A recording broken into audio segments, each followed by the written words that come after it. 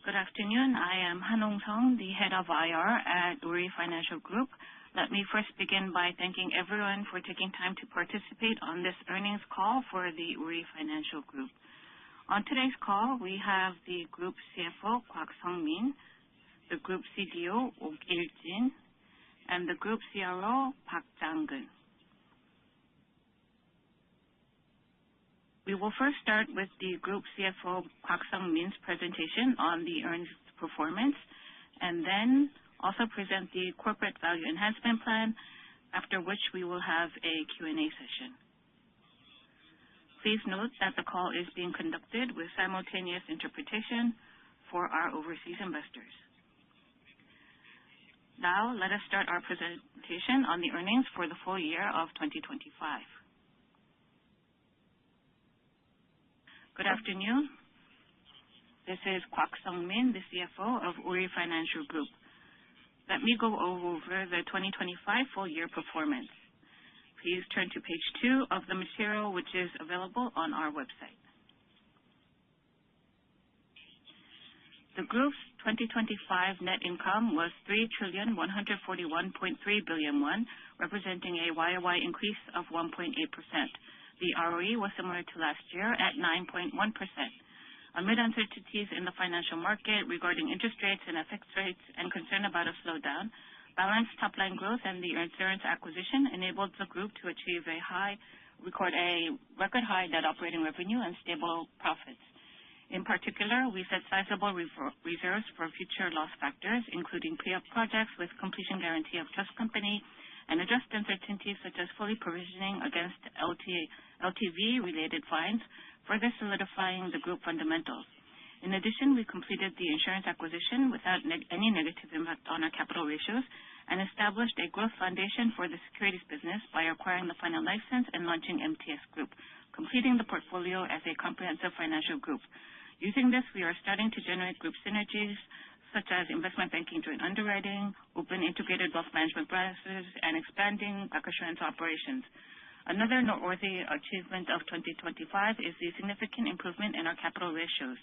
As of 2025 end, the tentative group CET1 ratio is 12.9%, up 77 basis points versus 2024, and exceeding the 2025 target of 12.5%. Across higher macro volatility, the insurance acquisition, and the higher year-end dividends, the group will still be able to improve its capital ratio through asset rebalancing to stabilize our financial structure, and we are able to show our strong capital management capabilities to the market. Based on this, the BOD today has decided on year-end dividends of 761 and share buybacks and cancellations of 200 billion won. Next, let me provide more detail about specific areas. Please turn to page 3 of the material.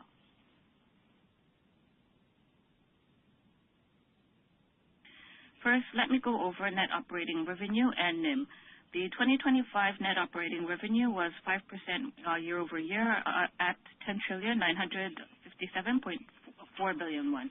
Due to stable profit generation from more diversified revenue sources and the inclusion of the insurance business, we posted a record high performance. Interest income for the year was 9,030.8 billion, and top-line growth was moderate, but NIM improved quarter-over-quarter throughout the year, which led to better asset quality and growth. On non-interest income, we recorded a record level fee income and balanced growth across securities, FX trading, and insurance income, which led to a jump of 24% year-over-year at 1,926.6 billion won. In addition, Woori Bank's 2025 NIM was 1.46%, and the group NIM, including the credit card business, was 1.73%, each representing an increase of 2 and 3 basis points respectively. Though there were 2 base cut rates during the year, NIM grew on the back of asset origination focused on profitability and asset quality and funding cost efficiencies. The recent boom in the equity market has led to money movements, and market rates are rising, which is creating a more challenging funding environment. But the group will continue to expand its core deposit base, rebalance its portfolio to focus on profitable high-quality assets, and actively manage ALM to secure stable margins in the future. Next, let me go over the loan book. As of 2025 end, the bank's loans totaled 334 trillion won, flat year-over-year and around 1% higher quarter-over-quarter. In terms of corporate loans, they were slightly declined versus 2024 end at 180 trillion won. Loan demand from large corporates was strong throughout the year, but the decrease came from the efforts to decrease SME sector lease business exposures and actively rebalancing assets to focus on new growth and high-quality companies. On the retail side, the portfolio grew around 0.5% quarter-over-quarter or 4% year-over-year to 150 trillion won, mainly driven by real demand such as policy mortgages. Last year, against an uncertain business environment, including a weak one, the group was able to achieve profitable growth via prudent RWA management with a focus on capital adequacy. This year, as discussed in our future co-growth project planned last September, we will leverage the group's corporate finance competitiveness to increase financial support for more productive areas of the economy. In addition, for retail loans, fully reflecting the government's policy stance, we will focus on the real demand to manage our assets in a stable manner. Next, let me talk about the group's non-interest income area. In 2025, non-interest income was 1,926.6 billion won, a record high level and a large increase of 24% year-over-year. In particular, core fee income showed balanced growth across bank and non-bank businesses, totaling more than 500 billion each quarter. In addition, against increased market volatility in interest rates and FX rates, the insurance income contribution from the comprehensive financial group portfolio provided more stability to our non-interest income profile. Leveraging this portfolio, we will strengthen the core competitiveness of our non-bank subsidiaries, such as our securities and insurance business, and generate stronger synergies across businesses in areas like wealth management, investment banking, and also asset management to gradually expand our non-interest income contribution. Next, let me go over expenses and cost. Please turn to page 4 of the presentation. So to discuss SG&A, in 2025, SG&A totaled 5,180.5 billion won. When excluding the ERP and the insurance business, it grew 10.8% year-over-year, representing a cost-income ratio of 45.7%. During the year, the group spent to strengthen its business portfolio by building out the securities infrastructure and acquiring the insurance business. In addition, there were other upfront costs, such as ordinary wage labor costs. We believe these investments for portfolio expansion were essential for sustainable future growth, and we will look at the cost increase from ordinary wage as a one-off expense, which we will try to minimize the impact by increasing future productivity. In addition, going forward, we will continue to engage in general cost-saving efforts, like leveraging AI-based operation efficiencies to lower cost and achieve our mid to long-term CI ratio target of below 40%. Next, let me move on to credit cost and asset quality. In 2025, the credit cost was 2,086.2 billion won, and the credit cost ratio was 0.53%. Although the base rate was cut twice, market rates have remained high, and any concern about a slower real economy continues. The group recognized around 430 billion in one-off credit cost, including preemptive provisioning related to completion guarantee of trust company projects, and strengthened its loss absorption capabilities. So when excluding these one-off factors, the group's credit cost ratio was 0.42%. For the past 2 to 3 years, we have preemptively managed weak assets such as real estate project finance and completed an asset cleanup of the non-bank side, including the previous merchant banking business, savings bank, and asset trust. Thus, we expect any additional costs to be limited. And this year, we are targeting a credit cost that is 20% or around 420 billion lower on a year-over-year basis. In addition, for Woori Bank, the corporate prime asset ratio stands at 84.1%. It is increasing loans to new growth sector manufacturing companies and continues to rebalance assets with a focus on asset quality. Quality indicators are recently improved, but since uncertainties still persist, we will focus more on asset quality management based on preemptive buffers created last year to maintain the credit cost ratio within the 40 basis point range. Next, let me go over capital adequacy and shareholder return. Please turn to page 5. The 2025 year-end tentative group CET1 ratio is 12.9%. When we launched in 2019, The group started with a CET1 ratio of 8.4%, and it has improved it each and every year. In 2025, even though we had a large M&A, i.e. the insurance acquisition, solid profit growth, and asset rebalancing, a reduction in FX-sensitive assets and RORWA-linked KPI systems, this all resulted in a significant reduction of 80 basis points year over year. Thus, we have been able to achieve our promise of reaching a CET1 ratio of 12.5% and prove our commitment to enhance our corporate value. At the BOD today, in light of the 2025 financial performance and our shareholder return policy, the board decided on a year-end dividend of 761 per share and a 200 billion share buyback and cancellation. The full-year total dividend per share increased 13.3% year over year to 1361, which meets the qualifications of a high dividend company. In particular, the year-end dividend will also be in the form of a non-taxable dividend, the first of its kind from a bank-led financial holding company. The 200 billion share buyback and cancellation also increases a 33.3% increase year over year, and the group's total TSR ratio, including the non-taxable dividends, will stand at 39.8%. Other details of our shareholder return will be discussed when we present our 2026 Corporate Value Enhancement Plan in more detail. Next, I will go over the productive finance strategies of the Future Co-Growth Project announced in September. For the next 5 years, we plan to provide support of about 73 trillion won, excluding inclusive finance of 7 trillion won. 17 trillion will be allocated to investments, including the National Growth Fund. 56 trillion won will be supplied as loans to advanced strategic industries such as AI, semiconductors, and defense.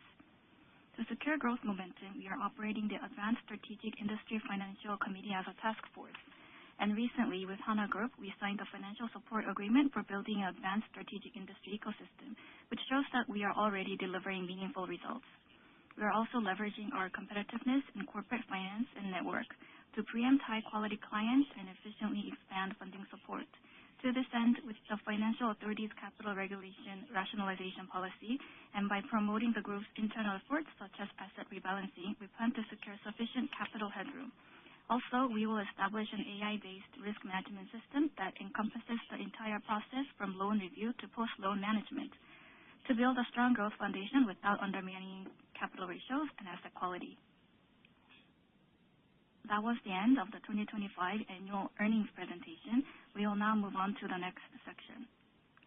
Today, Woori Financial Group disclosed the 2026 Corporate Value Enhancement Plan on KRX. Kwak Sung-min, CFO, will continue to go over the main elements of the 2026 Corporate Value Enhancement Plan.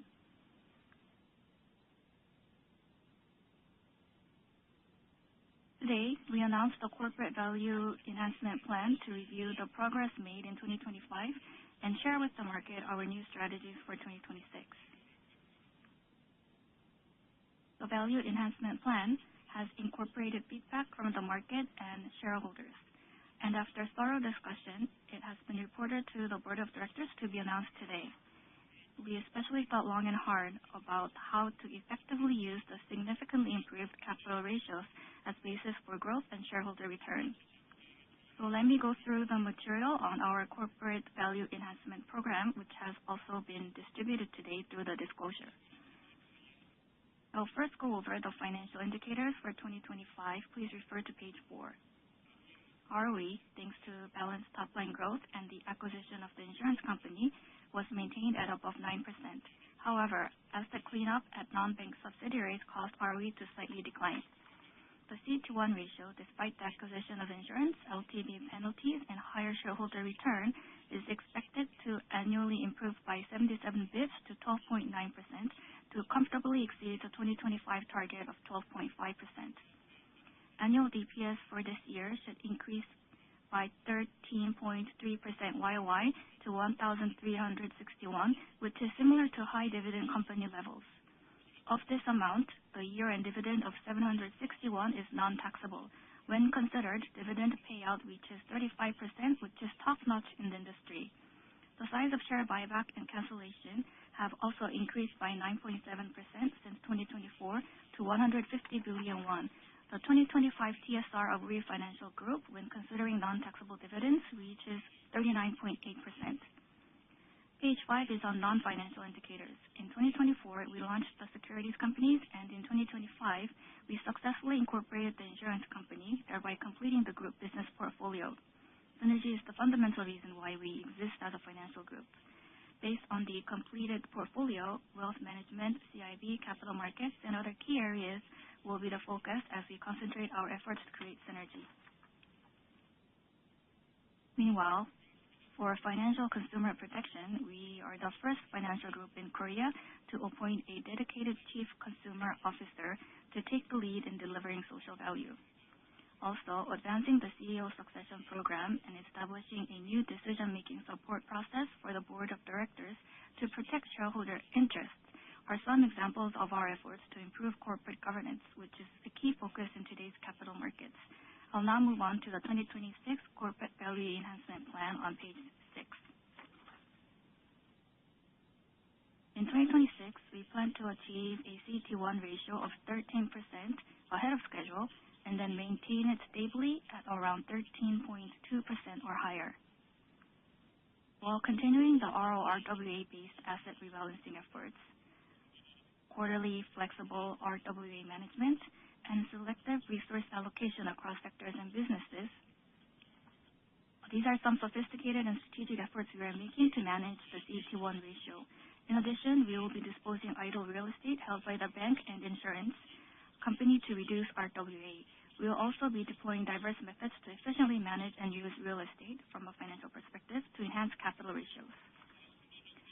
Regarding the pioneering Future Coal Growth Project, assuming approximately 80 trillion won of productive and inclusive financial support across 5 years, we expect about 40 bps annual impact on our capital ratios. We believe this impact is fully manageable by strengthening the RWA management process, quality enhancement of investment and loan portfolios, and utilizing the lending capacity secured from the rationalization of capital regulations. By executing the Future Coal Growth Project in a balanced manner within the scope of rigorous capital management, we will work to achieve harmony between capital stability and mid-long-term growth. I will move on to page 7 on the group's sustainable ROE enhancement strategy. As repeatedly mentioned, for this year, based on the group's complete portfolio, we will focus on cementing the competitiveness of each subsidiary within their respective sectors. And the 3 pillars, bank, securities, and insurance, will start to generate synergy in earnest, which should boost non-bank profit contribution to about 20%. With the continuous capital injection plan, the securities firm will elevate its position in the industry. For insurance, given the business environment, we will prioritize financial stability and focus on laying the foundation for mid-long-term profit. The asset management arm will launch a productive finance-related fund, and with the transfer of LDA insurance funds, should realize economies of scale and climb the industry rankings. Also, on top of traditional methods such as cross-selling and client referral, we are planning to implement diverse synergy strategies such as CIB joint underwriting, wealth management integrated centers, and strengthening LDI. In addition, by transforming into productive finance centered around advanced strategic industries, we aim to secure growth momentum. We will move beyond the traditional interest income-driven profit structure and invest in innovative companies to share its profits. Also, we will move the pillar of financial support from household and real estate to corporate finance in order to contribute to the recovery of dynamism in the Korean economy.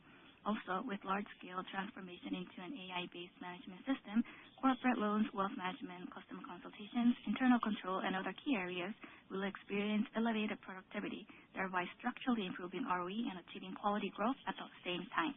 Lastly, I'll go over the shareholder return policy on page 8. Traditionally, Woori Financial Group has shown a high dividend payout and a competitive dividend yield, making us one of the leading financial dividend stocks.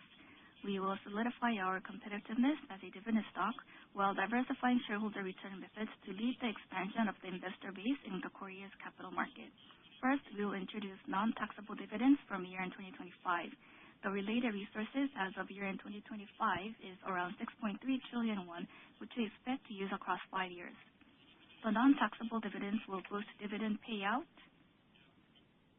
by around 6 percentage points.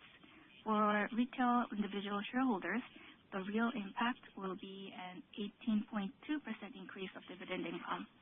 In both 2024 and 2025, dividend payout was at least 25%, and total dividend payment increased by more than 10%. As such, the company effectively satisfies high dividend stock requirements pursuant to the Act on Restriction on Special Cases Concerning Taxation. We will continue to increase DPS every year by at least 10%. The share buyback and cancellation policy has been gradually expanding since its first introduction in 2023. However, it was still about mid-4% of profits. We fully understand that the impact of treasury stock policy is maximized when the PBR is below 1 times. Therefore, we will increase the buyback and cancellation portion to about 10% in a speedy manner. Today, we announced share buyback and cancellation of 200 billion won, which is a 33.3% increase from the previous year. If we expect the CET1 ratio to exceed 13% this year, we are planning to implement additional buyback and cancellation in the second half. In the future, if the CET1 is maintained stably at over 13.2%, we will be exercising a balanced shareholder buyback and cancellation program twice a year, once each half. To ensure that we remain a flagship financial dividend stock, we will stay one step ahead of competitors and implement diverse measures to strengthen shareholder return in a sincere manner. Lastly, in 2025, we acquired an insurance company to complete our non-bank portfolio to become a comprehensive financial group. Company-wide efforts, including all of our employees, have led to the highest improvement of the CET1 ratio in the industry to reach almost 13%. Thanks to these achievements, we have received strong interest from investors from home and abroad and have been positively recognized by the market. Our share prices outperformed the KOSPI, and market cap has more than doubled since early 2025. In 2026, Woori Financial Group will move beyond a period of management and maintenance to take a leap forward to enter a period of great transformation. While combining core competitiveness and group synergy to advance as a complete comprehensive financial group, we will leverage our key strength, which is corporate finance, to deliver the great transformation towards productive finance. In addition, we will continue to communicate with the market and carry on differentiated efforts as a leading financial dividend stock. This will conclude the earnings presentation of Woori Financial Group for 2025. Thank you. Yes, thank you very much. Now we will start the Q&A session.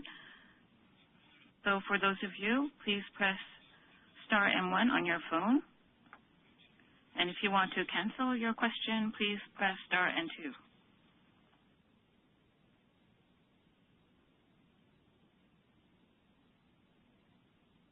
So today, the first question will come from Hana Investment Securities. Kim Do-ha, please go ahead with your question. Yes, thank you for the opportunity to ask questions. So for 2026, for this year, in terms of your margin and growth, in terms of your profits, if you could provide some guidance on that, and in terms of the overall direction and why you believe that this would be possible, that would be appreciated.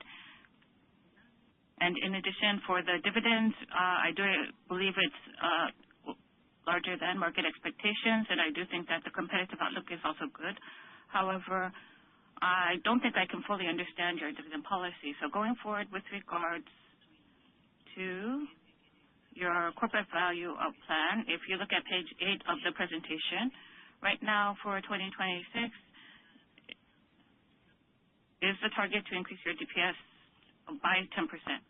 If that is so, then in terms of your quarterly dividends for each quarter and also in terms of year-end dividend, what would be the breakdown? Would it be similar to what you have done to date, or do you actually believe that there will be any changes?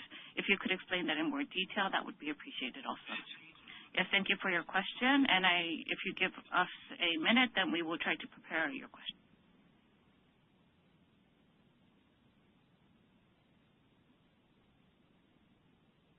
Yes, this is Kwak Sung-min, the CFO, and maybe I can address your question. So if we look at 2025, as mentioned before, in terms of our CET1 ratio, there was an significant improvement, and as a result of that, we did have a stance to try to have more moderate growth. In addition to that, according to the overall government household debt policy, there was a lower household growth that we also see. But on the Korean won side, there was only a 0.0% growth in that area. In 2026, on the Korean won loans, in terms of the risk-weighted assets, we want to have it at around 0.5%. So that would be the business plan for this year. In addition, if we look at the nominal GDP growth rate and then also take into consideration the factor of the inclusive financing that we will have, we do think that there will be around 5% growth. And even in 2024, there was around 3% in terms of the plans that we had for the year. But on the corporate side, because there was asset rebalancing and other effects, in terms of the corporate loan growth as a whole, it was a bit more sluggish, and retail was a bit more sluggish. So as a result of that, in 2026 as a whole, we want to secure more growth potential. So on a YOY basis, we want to have around 5% growth in total for our assets.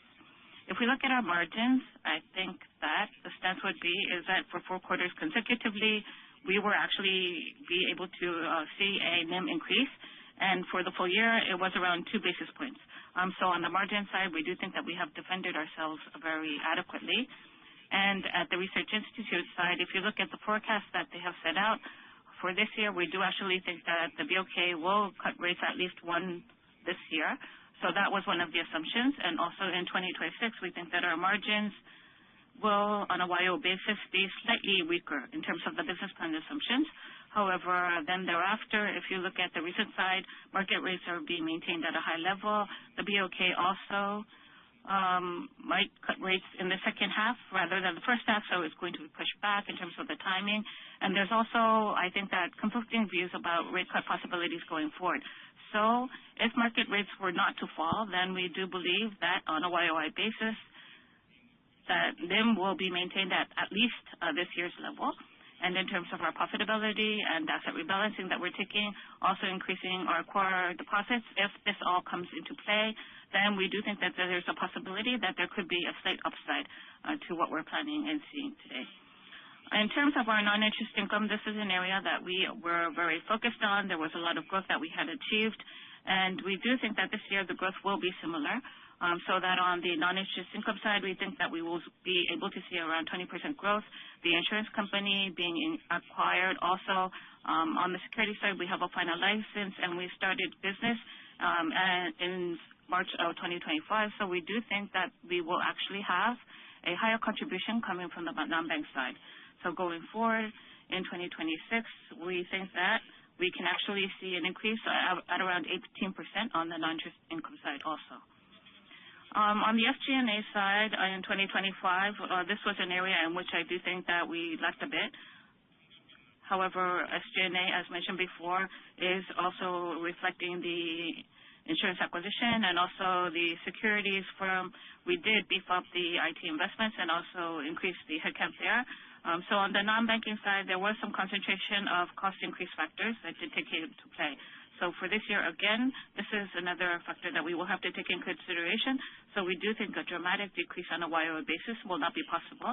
However, if we look at the other areas outside of these business areas, we are going to be more prudent in terms of management, whether it be the number of branches, the headcount, and also other SG&A related items.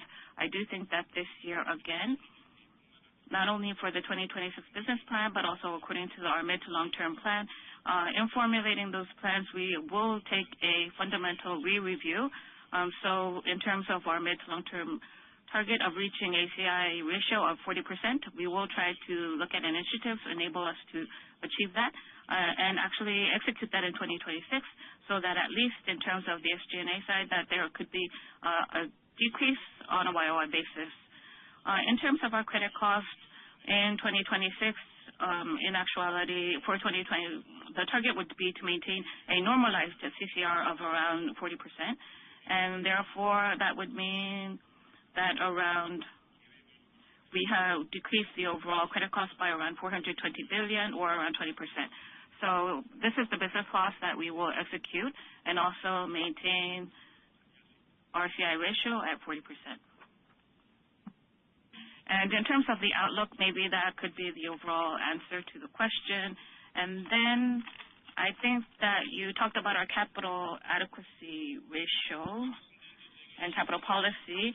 In 24 and 25, again, in terms of the total dividends, it did increase by a total 10% year over year in terms of the total amount.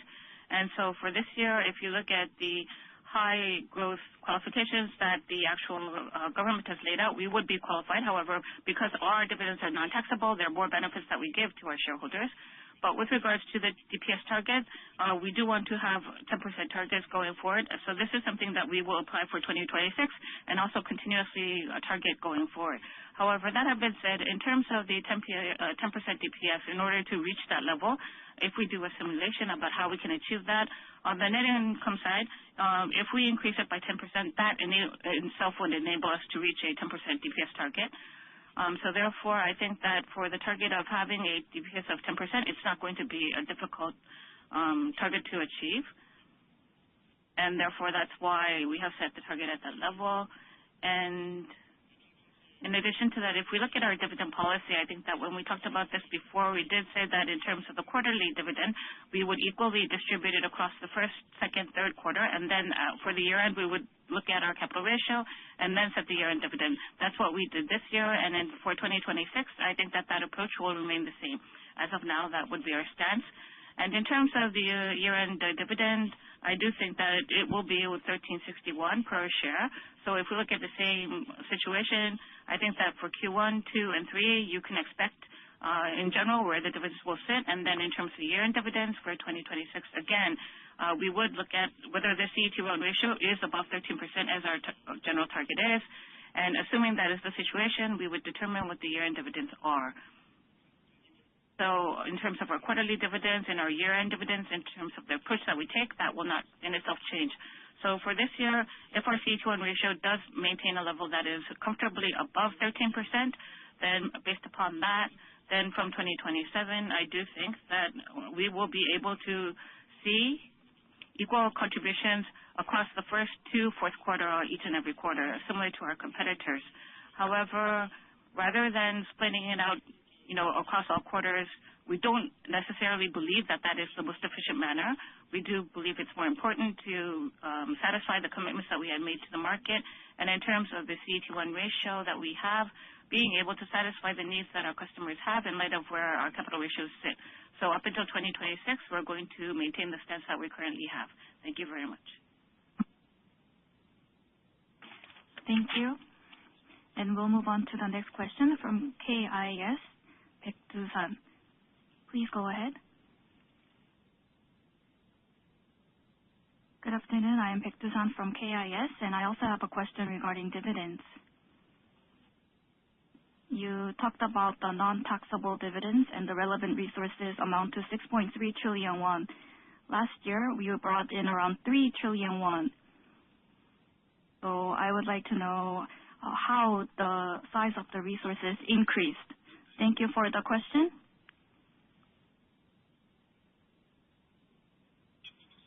I'm Kwak Sung-min, CFO, and let me answer your question.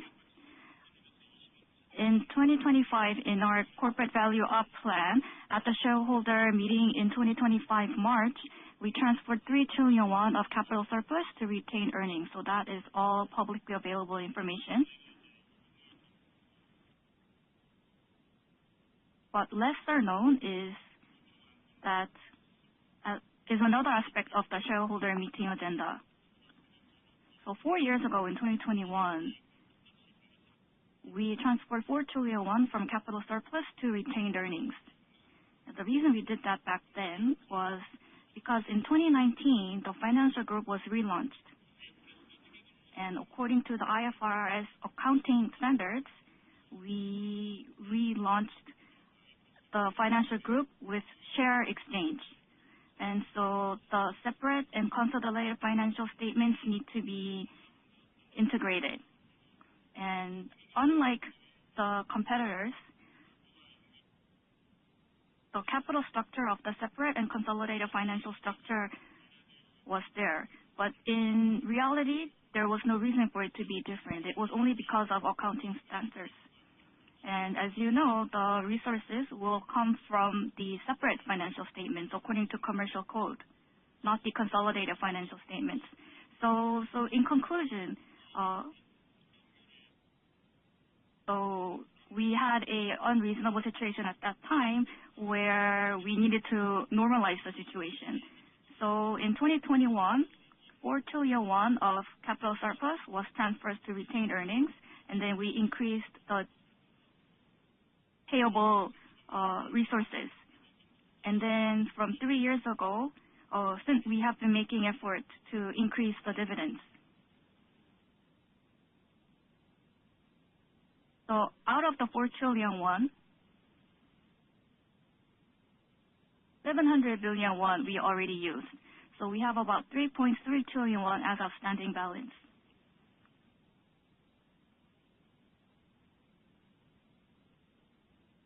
So to make sure we satisfy all of the legal requirements and the tax requirements to ensure that we do not have any issues that pop up in the future,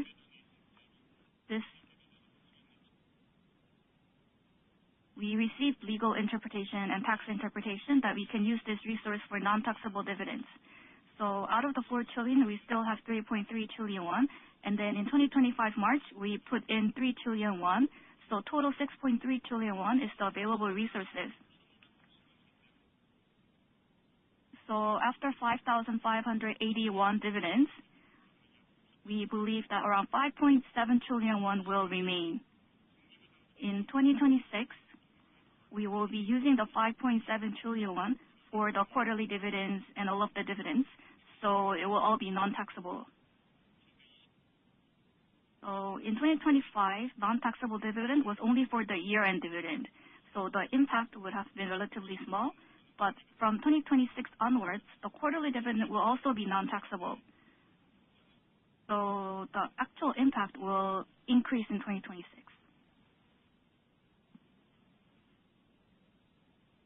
Yes, the next question will come from Daishin Securities, Park Hye-jin.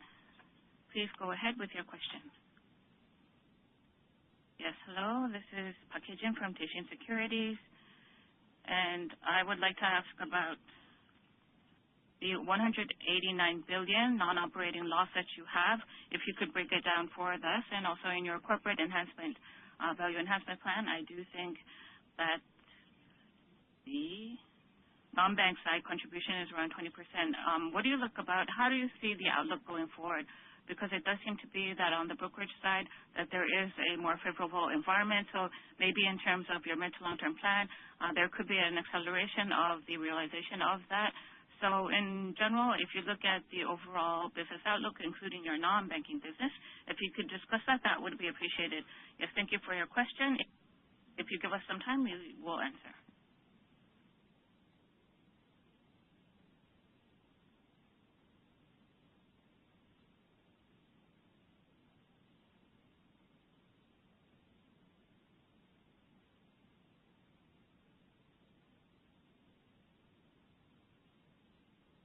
Yes, talking about the non-operating income side and the overall line item there. So for the competitors, I do think that this was mentioned already. With regards to the bad bank, there was a 50 billion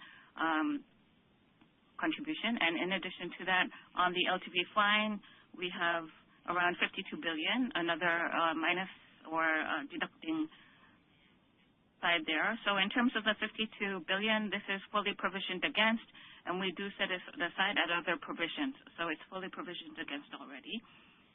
And our competitors, we understand there could be various legal views. We didn't do a partial recognition. We fully provisioned. So I think that if we do take in consideration what their view would be in terms of the fines on this side, and also according to how the litigation plays out, we could actually believe that there could be a reversal. So we do think that there's a possibility that we would be able to see some upside from that taking place. And in addition to that, on the security side, to talk about any rights offerings, I do think that that was something that was mentioned, and I did see the press reports. So if you look at the situation right now, the overall total capital base is around 2.2 trillion. And so for the security side, different from the insurance business strategy, we do want to grow this business ourselves. So over the mid to long term, to be a mega IB and also to be a mega securities, we do think that it's inevitable that there will have to be capital increases that take place. For the licensing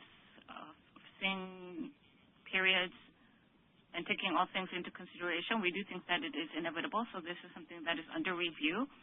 But for the company as a whole, we are going to look at the mid to long-term capital management plan and then gradually implement any increases that are necessary. So over the mid to long term, to become a mega IB, we do understand that we will have to make more contributions. So in terms of the application, in terms of the licensing in itself, this is all something that takes time.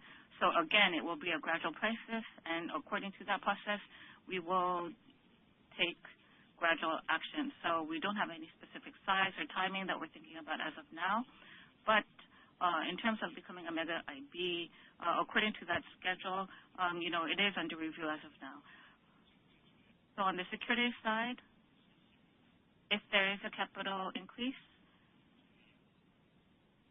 then of course, in light with the support for productive financing and also in terms of the future co-growth program, we do want to have more support for venture capital. So even if we do make capital increases on the security side, it will not have an impact on our CET1 ratio. And we also believe that we have more room to put in more capital versus our competitors. There's no legal restrictions. So through doing so, we will try to pursue the top-line growth of the securities firms so that we can have a contribution on our top line from the non-bank side. So over the midterm horizon, we will set a business plan forth to this aim and try to achieve it. Thank you. We will move on to the next question from NH Investment Securities, Jung Jun-seop.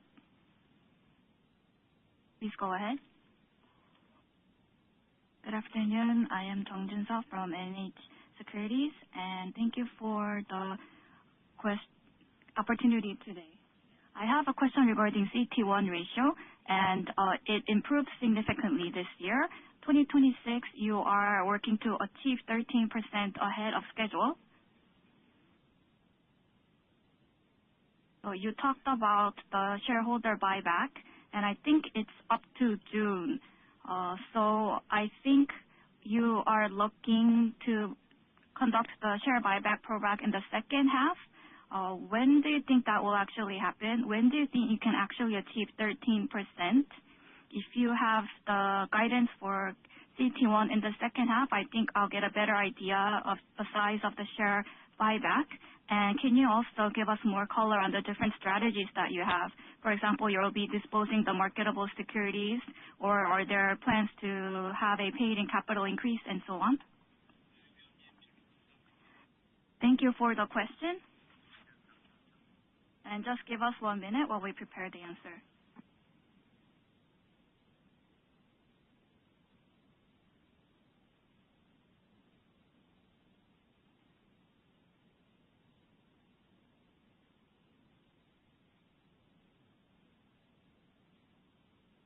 I am CFO Kwak Sang-min.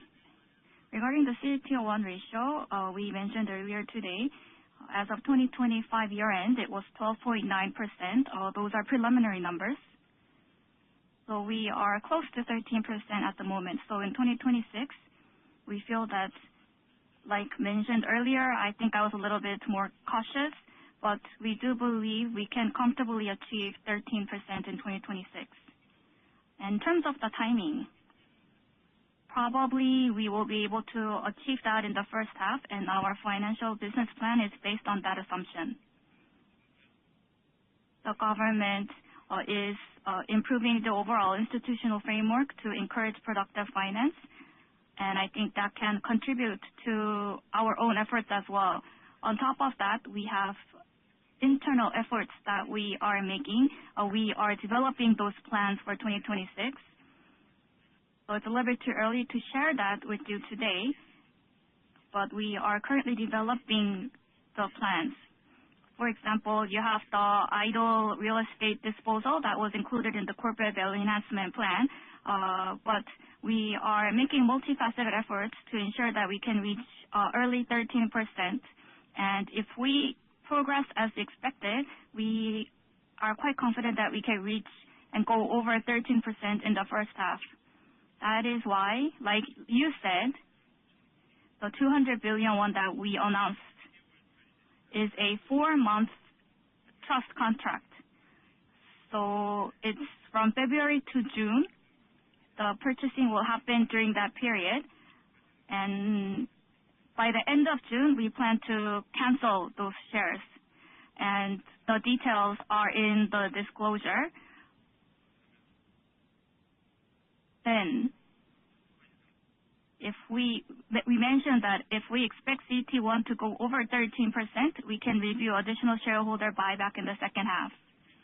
So I think that is quite a realistic plan that we have. So in Q1 or in first half earnings call, I think we may be able to share some positive news regarding that topic. Thank you.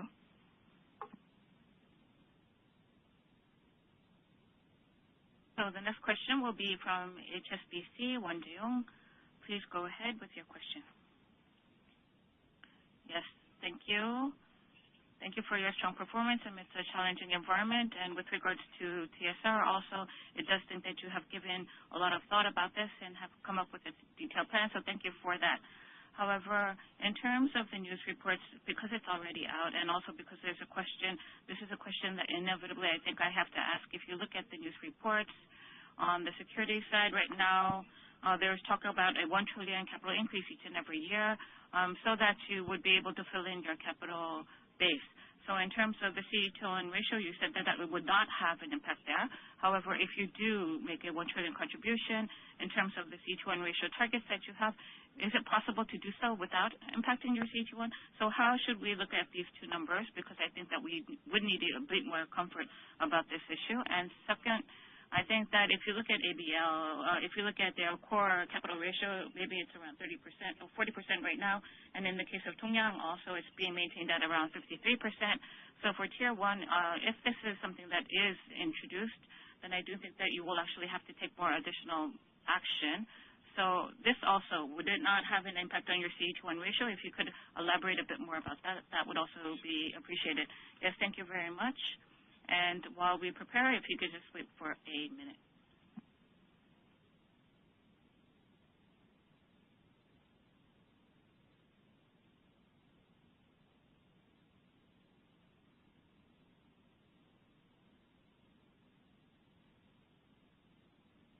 Yes, on the security side and the capital increases, I do understand that there was an article by a press outlet. So we did talk to them about that.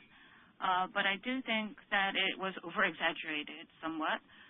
So in terms of the article in itself, I think that you should just understand it's a news article. And in terms of our organic growth, we want to grow our overall securities firm, and according to that strategy, on a step-by-step basis, of course, there will be a capital increase. In terms of that, that's the principle that we have. So from this year, whether it will start this year or whether it will start next year is something that we're still reviewing. Once we have made a determination and according to the size, then it could be subject to disclosure or maybe not.